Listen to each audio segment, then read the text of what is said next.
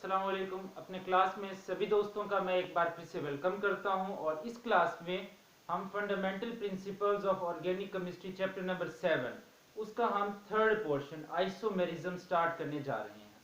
तो भाई बिस्मिल्लाहिर्रहमानिर्रहीम स्टार्ट करते हैं आइसोमेरिज्म। अच्छा, आइसोमेरिज्म की जो है इधर दो लफ्जों का मजमूआ है, आइसो और मर्ज। आइसो का मतलब होता है सेम, मर का मतलब होता है मॉलिक्यूल, यानी मॉलिक्यूल सेम मॉलिक्यूल। ठीक है, कुछ ऐसा सेंस बनेगा, देख लो। फिर इसका मतलब समझेंगे अच्छे से। अभी फिलहाल वर्डिंग समझ लो। आइसो का मतलब सेम और मर का मतलब मॉलिक्यूल। ठीक है, मॉलिक्यूल। ठीक है, और मेरिज्म आ जाएगा तो फिर एक फिनोमिना बन जाएगा। ठीक है, मेरिज्म। तो डिफाइन मैं करता हूं सबसे पहले इसके, लाइक टू और मोर कंपाउंड्स, टू और मोर compounds having same molecular formula, having same molecular formula, same molecular formula, but different structural formula, but different structural formula. ठीक है, but different structural formula and different properties, and different properties is called as, are called as isomers, are called isomers, are called isomers. And and this phenomena is called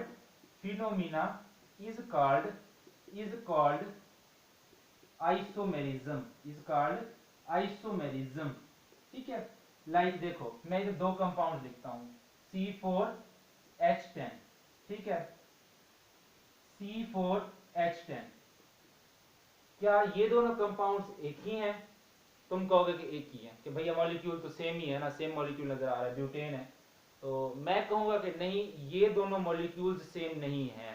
क्यों? मैंने experiment करके देखा। इसका structure, ऊपर वाले का structure मैंने determine किया, उसका स्ट्रक्चर मुझे कुछ ऐसा मिला, CH2 सिंगल बॉन्ड CH3 ऐसा स्ट्रक्चर मिला। ठीक है, इस नीचे वाले ऑर्गेनिक कंपाउंड का मैंने स्ट्रक्चर डिटरमिन करके देखा, तो मुझे कैसा स्ट्रक्चर मिला, ऐसा H3C सिंगल बॉन्ड CH, यहां पर CH3 और यहां पर CH3। ठीक है, तो यहां पर देखो कितने कार्बन है, 1 2 3 4, 1 2 3 4, 4 कार्बन। हाइड्रोजन 3 2 5, 5 2 7 और 3 10, 3 3 6, 3 9 और 1 10। C4H10 ये भी, C4H10 वो भी, लेकिन क्या है, स्ट्रक्चर डिफरेंट है। ठीक है, टू और more compound having same molecular formula, same molecular formula है but different structural formula, structural formula क्या है, डिफरेंट है। आर कॉल्ड एज, क्या कहलाते हैं, आइसोमर्स। क्या कहलाते हैं, आइसोमर्स। और इस फिनोमिना को क्या बोलते हैं, इस फिनोमिना को मेरे दोस्तों क्या बोलते हैं, आइसोमेरिज्म बोलते हैं। क्या बोलते हैं, आइसोमेरिज्म बोलते हैं। ठीक हो गया, क्लियर है बात। ये आइसोमेरिज्म का फिनोमिना ऑर्गेनिक कंपाउंड्स में बहुत कॉमन है। ठीक है, जनरली एक मॉलिक्यूलर फार्मूला के काफी सारे स्ट्रक्चरल फार्मूला बन सकते हैं, डिफरेंट स्ट्रक्चरल फार्मूला बन सकते हैं, और वो एग्जिस्ट भी करते हैं। ये एक्सपेरिमेंटली हमारे पास प्रूफ है।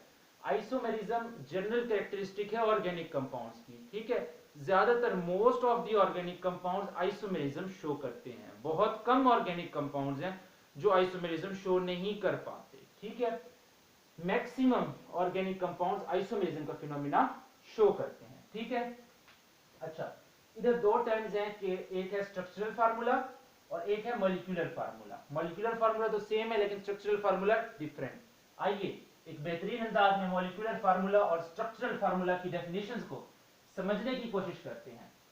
देखिए, मॉलिक्यूलर फार्मूला की डेफिनेशन आपने पढ़ी थी फर्स्ट ईयर में कि the formula of compounds, the formula based upon actual molecule, based upon actual molecule is called molecular formula, is called molecular formula। उसे क्या बोलते हैं, molecular formula। या एक क्लासिकल डेफिनेशन जो मैं लिखवाता होता हूं, वो मैं क्या लिखवाता हूं, इससे अच्छी डेफिनेशन है मेरे पास। क्या है, a combination of symbols, a combination of symbols that that represent the exact atomic composition,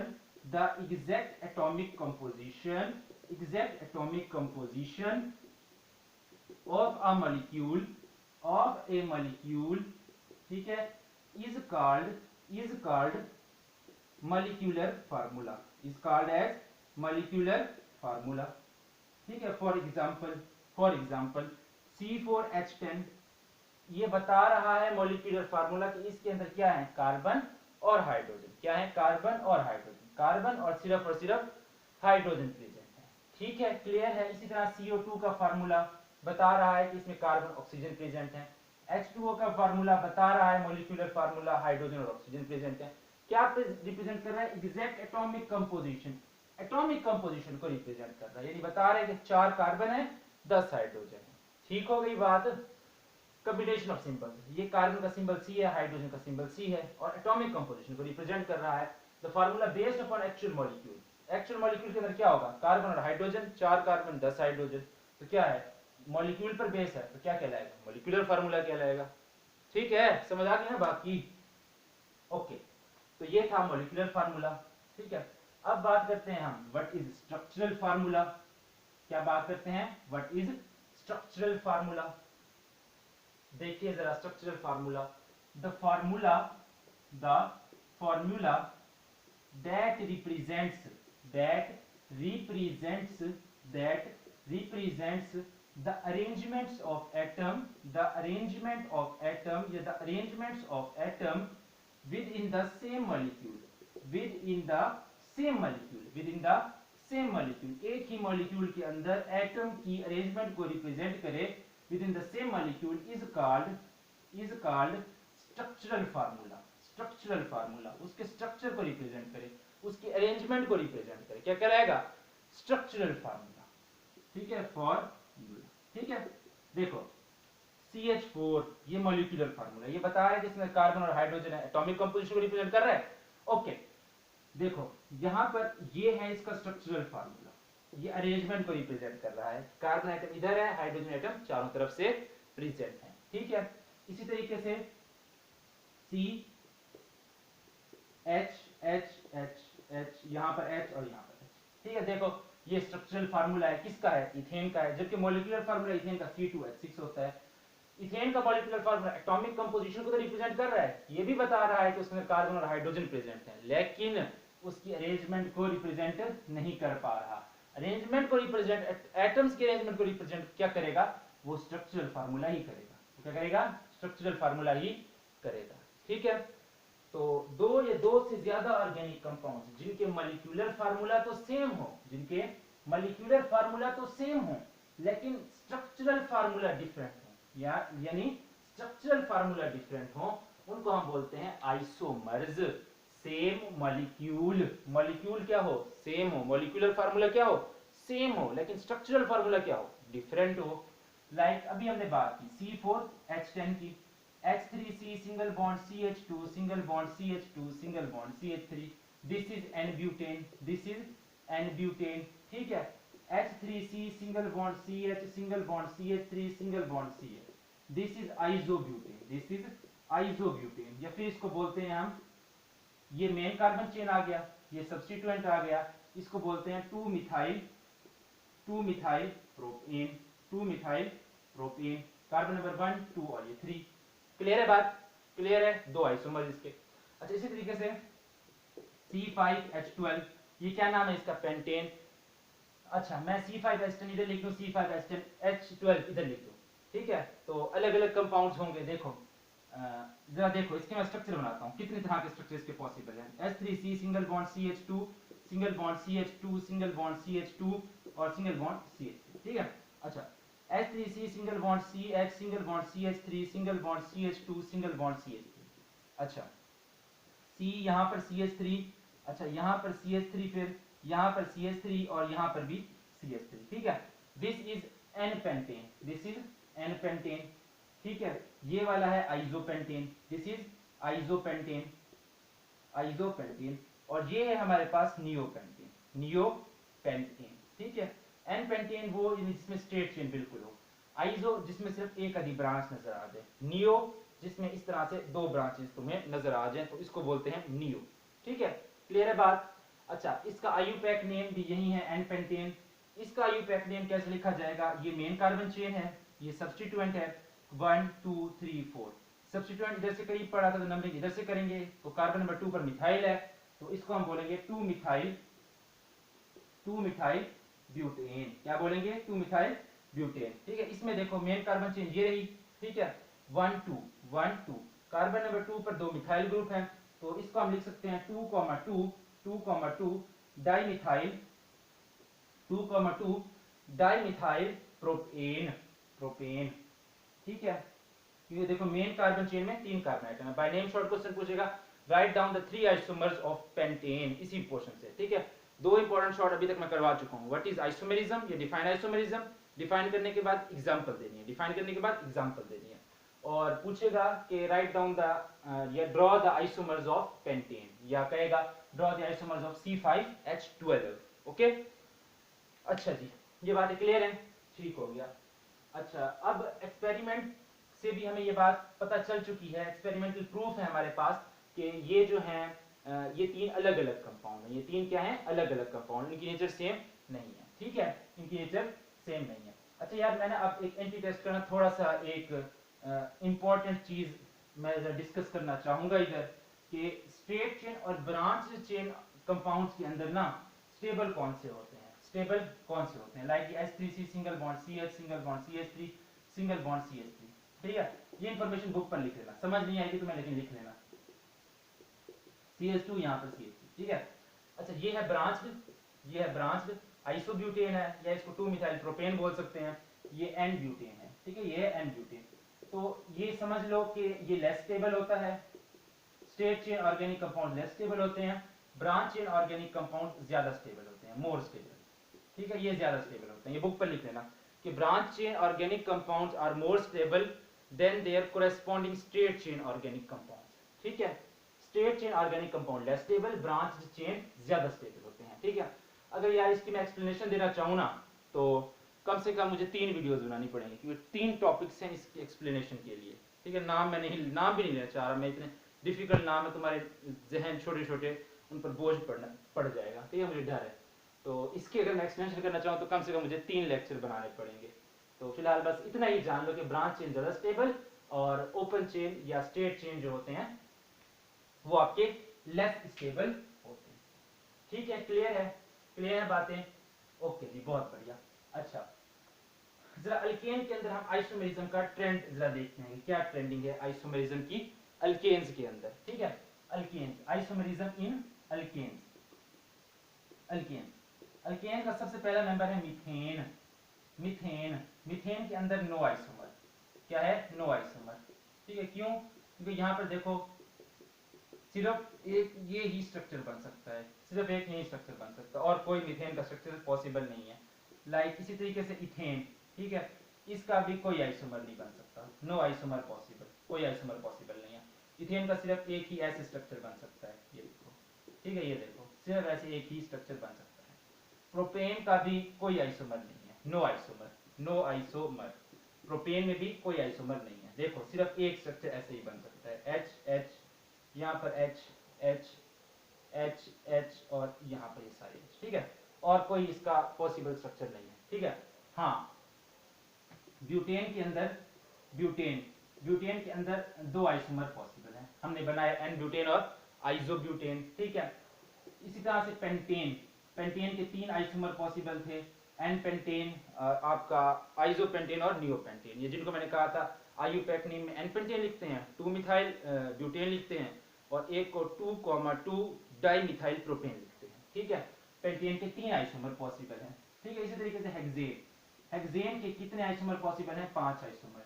ठीक है, हेक्सेन के बाद क्या आता है आपका, हेप्टेन आता है ना, हेप्टेन के 9 आइसोमर पॉसिबल हैं। अच्छा, ऑक्टेन आता है, ऑक्टेन के तकरीबन 18 आइसोमर पॉसिबल है। ऑक्टेन के बाद नोनेन आता है। ठीक है, नोनेन 9 कार्बन वाला, इससे तकरीबन 35 आइसोमर पॉसिबल हैं।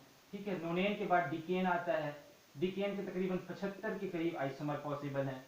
अच्छा, डिकेन 10 कार्बन वाला होता है ना 10C। अच्छा, फिर हम 20C पर जंप कर जाते हैं, 20C वाले को देखते हैं। 20C यानी इसका मॉलिक्यूलर फार्मूला होगा अपने पास C20H42। इसको हम बोलते हैं आइसोसेन। आइसोसेन, ठीक है, आइसोसेन। गालिबन आइसो लिख के CAN लिखा जाता है, आइसोसेन। ठीक है, इसके हमारे पास 366 319 इतने आइसोमर इसके पॉसिबल हैं, इतने आइसोमर इसके पॉसिबल हैं। या इसको आइसोसेन कहने की वजह इसको हम लोग ई-कॉस भी कहना पसंद करते हैं, EI-कॉस, ई-कॉस। ठीक है, कुछ लोग इसको आई-कॉस, कुछ बुक्स में लिखा हुआ है ई-कॉस कहना भी पसंद करते हैं। ठीक, और इसी तरीके से अगर मैं C30 की बात करूं, C30H62, इसकी तो इंफॉर्मेशन बुक में भी गिवन है कि इसको हम बोलते हैं, इसको हम आइसोसेन स्क्वालेन इसको बोलते हैं, स्क्वालेन, या फिर इसको कॉन्टेन बोलते हैं। क्या बोलते हैं? कॉन्टेन। ठीक है, कॉन्टेन, स्क्वालेन या फिर कॉन्टेन। इसके तकरीबन 4 बिलियन आइसोमर, 4 बिलियन, ठीक है, 4 बिलियन आइसोमर इसके पॉसिबल हैं। ठीक है, और इसके बाद अल्केन जो है ना 40 तक जाते हैं, पता है, अल्केन ना 40 तक जाते हैं। और जो 40वां होता है ना मेंबर, उसका नाम होता है टेट्राकॉन्टेन, C40H82। क्या बोलते हैं इसको? टेट्राकॉन्टेन, टेट्राकॉन्टेन। ठीक है, इंपॉर्टेंट कंपाउंड है। 40 इसके अंदर कार्बन मौजूद हैं, और इसके जो आइसोमर है 625 ट्रिलियन, ट्रिलियन। ठीक है, 625 ट्रिलियन के अप्रोक्सीमेटली। ठीक है, 625 ट्रिलियन अंदाजा लगाया गया है। तो देख रहे हो कि मीथेन, इथेन, प्रोपेन के अंदर कोई आइसोमर नहीं था, ब्यूटेन के अंदर 2, पेंटेन के अंदर 3, फिर 5, 9, 18, 35, 75, 366, 319, फिर 4 बिलियन तक, 625 ट्रिलियन तक। देखो जैसे जैसे कार्बन का नंबर बढ़ रहा है ना, वैसे वैसे आइसोमर्स की तादाद भी इंक्रीज करती जा रही है। तो मैं कह सकता हूं कि number of isomers, number of isomers is directly proportional to number of carbon atoms present in a molecule, number of carbon atoms present within a molecule। जितने ज्यादा कार्बन एटम्स प्रेजेंट होंगे किसी मॉलिक्यूल के अंदर, उतने ज्यादा आइसोमर बनेंगे। Number of carbon atom present with in a molecule, with in a molecule. ठीक है, जितने ज्यादा कार्बन एटम प्रेजेंट होंगे उतने ज्यादा आइसोमर्स पॉसिबल हो सकते हैं। ठीक हो गया, तो दैट वाज अबाउट आइसोमेरिज्म। फिर अब हमने आइसोमेरिज्म की टाइप्स पढ़नी है। ठीक है, आइसोमेरिज्म की टाइप्स के जरा नाम ले लिए जाएं, जो हमारी बुक के अकॉर्डिंग टाइप्स में बना है। ठीक है, और बुक के अंदर यकीनन 100% इन्होंने गलत बनाई हुई हैं टाइप्स। ठीक है, इस तरीके से नहीं बनानी चाहिए जिस तरीके से उन्होंने बना करके रखी हुई हैं, लेकिन क्या कर सकते हैं, बुक इज ऑलवेज राइट, हमेशा ठीक होती है बुक। तो आइसोमेरिज्म की ना 2 टाइप्स हैं बुक के अकॉर्डिंग। आइसोमेरिज्म की 2 टाइप्स हैं बुक के अकॉर्डिंग। ठीक है, एक टाइप है स्ट्रक्चरल आइसोमेरिज्म, स्ट्रक्चरल आइसोमेरिज्म, और दूसरी टाइप है आपकी सिस ट्रांस या ज्योमेट्रिकल आइसोमेरिज्म। सिस ट्रांस या फिर इसको बोलते हैं geometrical isomerism, geometrical isomerism, 2 types. ठीक है, और स्ट्रक्चरल आइसोमेरिज्म की फर्दर आगे 5 टाइप्स हैं। Chain isomerism, chain isomerism. ठीक है, उसमें फिर पोजीशन आइसोमेरिज्म, पोजीशन आइसोमेरिज्म। ठीक है, और फिर उसके बाद अपने पास पोजीशन आइसोमेरिज्म के बाद हमारे पास functional group isomerism, functional group isomerism. ठीक है, फंक्शनल ग्रुप आइसोमेरिज्म के बाद अपने पास आ जाता है मेटामेरिज्म, मेटामेरिज्म। ठीक है, और फिर हमारे पास एट द एंड आ जाता है टॉटोमेरिज्म। क्या आ जाता है? टॉटोमेरिज्म। ठीक है, टॉटोमेरिज्म। ये 5 टाइप्स हैं आपके स्ट्रक्चरल आइसोमेरिज्म की। ठीक हो गया, तो और आइसोमेरिज्म की वैसे 2 टाइप्स हैं बुक के अकॉर्डिंग, सिस ट्रांस और स्ट्रक्चरल। सिस ट्रांस को हम ज्योमेट्रिकल आइसोमेरिज्म भी बोलते हैं। ठीक है, तो that was all about the introduction of isomerism, जिसे मैंने बहुत जान मार के पढ़ाया है आपको। ठीक हो गया, फिर मिलते हैं अगले क्लास में स्ट्रक्चरल आइसोमेरिज्म की टाइप्स को एक्सप्लेन करने के लिए। अल्लाह हाफिज।